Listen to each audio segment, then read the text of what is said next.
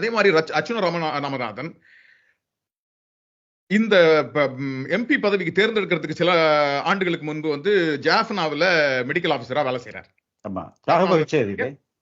ஜாஃப்னாவில் இருக்கக்கூடிய சாவகச்சேரின்ற இடத்துல, யாழ்ப்பாணத்தில் இருக்கக்கூடிய சாவகச்சேரின்ற இடத்துல, அந்த சாவகச்சேரியில அவர் வேலை செய்யும் போது அங்க நடந்த மெடிக்கல் துறையில நடக்கிற ஊழல்கள் இருக்கு இல்லையா, பிரச்சனைகள் இருக்கு இல்லையா, இத மக்கள் மத்தியில கொண்டு வராரு, இத பிரச்சனை ஆக்குறாரு, அங்க வேலை செஞ்சவங்களோட சண்டை போடுறாரு. இதன் காரணமா மக்கள் மத்தியில அவருக்கு வந்து முகம் வெளியில தெரிய ஆரம்பிக்குது, பிரச்சனைகள் வருது. அதன் காரணமா அவரும் பல பிரச்சனைகளை அனுபவிக்கிறார். அப்ப இருந்தே தன்னுடைய Facebook லைவ் மூலமா இந்த விஷயங்களை மக்களுக்கு கொண்டு போய் செய்யற வேலையை செஞ்சுக்கிட்டே இருக்காரு. கிட்டத்தட்ட he acts like a whistle blower. Okay. So அது வந்து அவர் வந்து அடுத்த ஸ்டெப்புக்கு கூட்டிட்டு போகுது.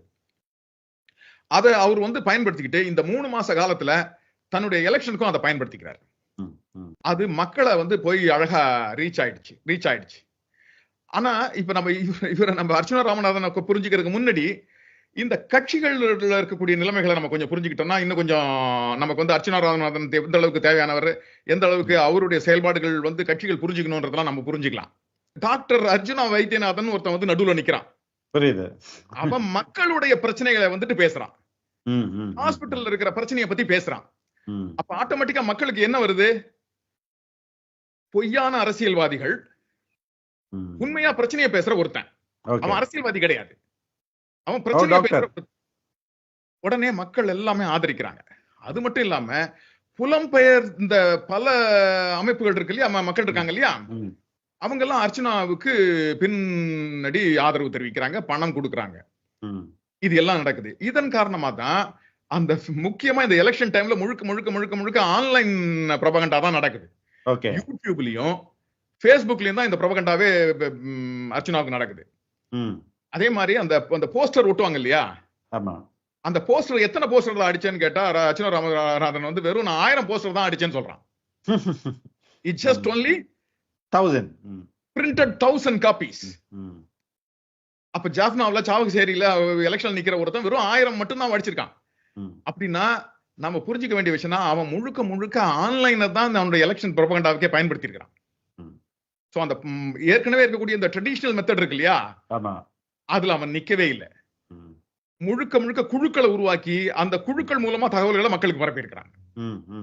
இப்போ பெரிய அரசியல் திறனாய்வு செய்யக்கூடிய ஸ்ரீலங்கா மக்கள் இருக்காங்க இல்லையா, வெளிநாடுகள் இருக்கக்கூடிய அரசியல் ஆய்வாளர்கள் இருக்காங்க இல்லையா, இவங்க எல்லாருமே என்ன சொல்றாங்க, கட்சிகள் செய்ய தவறிய விஷயங்கள் இது அப்படின்றாங்க.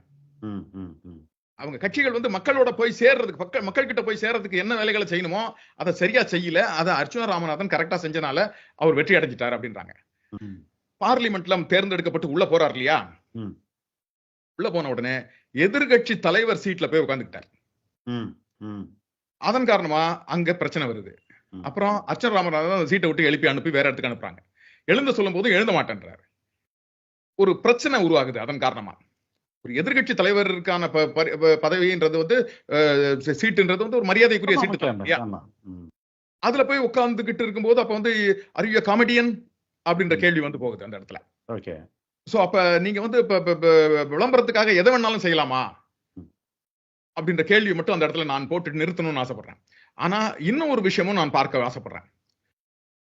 அர்ச்சுனா ராமநாதனுடைய அந்த பேச்சு இருக்கு இல்லையா, முதல் பார்லிமெண்ட் பேச்சு, அதுல ஒரு விஷயத்தை சொன்னாரு, அது நீங்களும் கூட சொன்னீங்க. இருந்தால் தலைவன், இல்லாவிட்டால் கடவுள், இல்லையேல் கடவுள்.